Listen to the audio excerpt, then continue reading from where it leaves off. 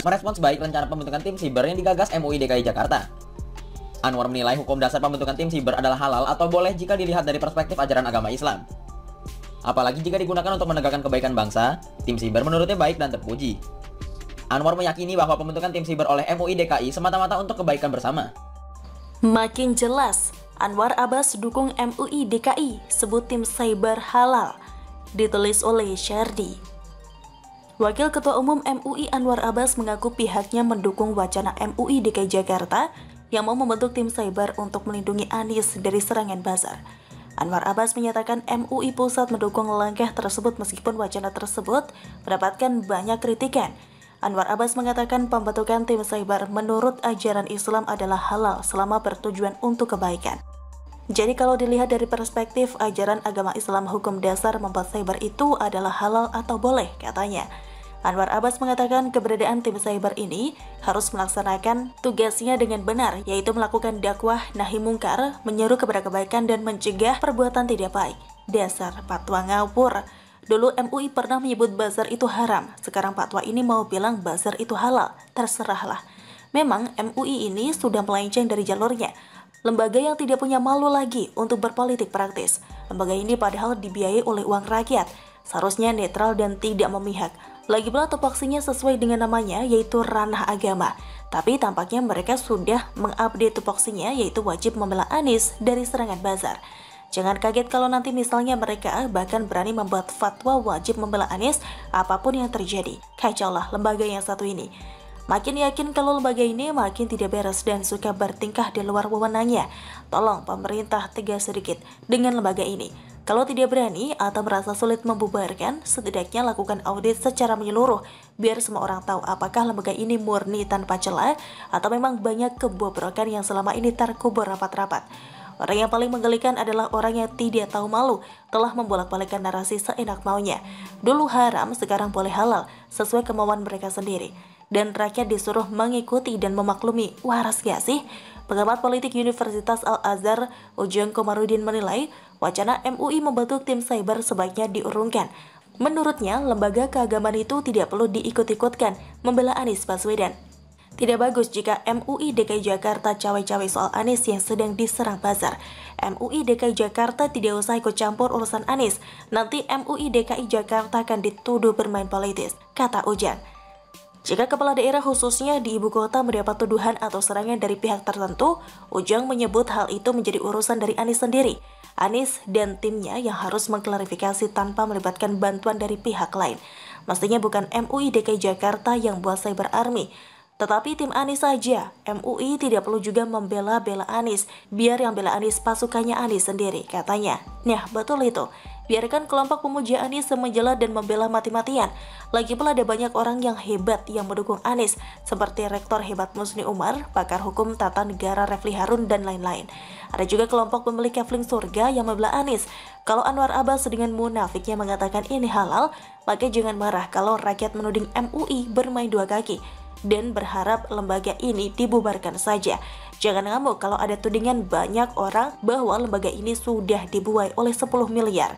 Kalau sudah membela satu tokoh politik, artinya lembaga ini sudah tidak ada manfaatnya lagi. Anwar Abbas mengatakan ini pun sebenarnya bisa ditebak alasannya.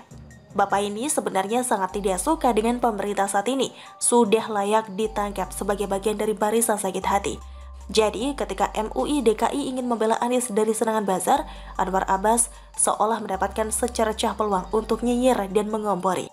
Ini orang mirip dengan Fadlizon, sama bisingnya, sama keterlaluannya. Hanya saja Fadlizon menjadi seperti macan kehilangan gigi palsunya sejak ditegur oleh Prabowo.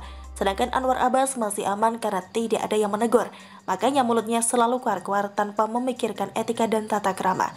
Yang dia ucapkan selama ini semata-mata ingin mengganggu pemerintah. Saya sungguh tidak paham apa maunya Pak Tua satu ini. Mau jadi kayak Amin Rais? Maaf, orang ini saja udah mirip pecundang politik. Mau ikutan? Baguslah, biar nanti makin tua makin mengenaskan nasibnya. Bagaimana menurut Anda? Silahkan tulis pendapat Anda di kolom komentar. Terima kasih sudah menyaksikan channel Siwar TV.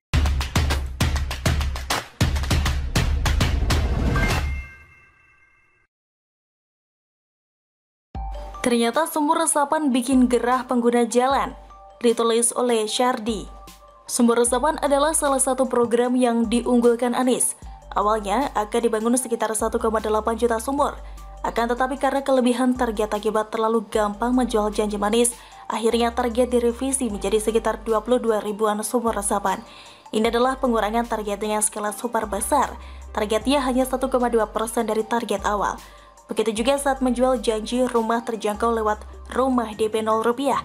Target pembangunan dipangkas hingga 95%, hanya 5% dari total. Jadi bisa disimpulkan ucapan Anies, kelebihan janji sekitar 90%-an. Kalau dia bilang akan begini begitu, maka berharaplah hanya 10% saja. Jangan berharap sampai lebih dari itu.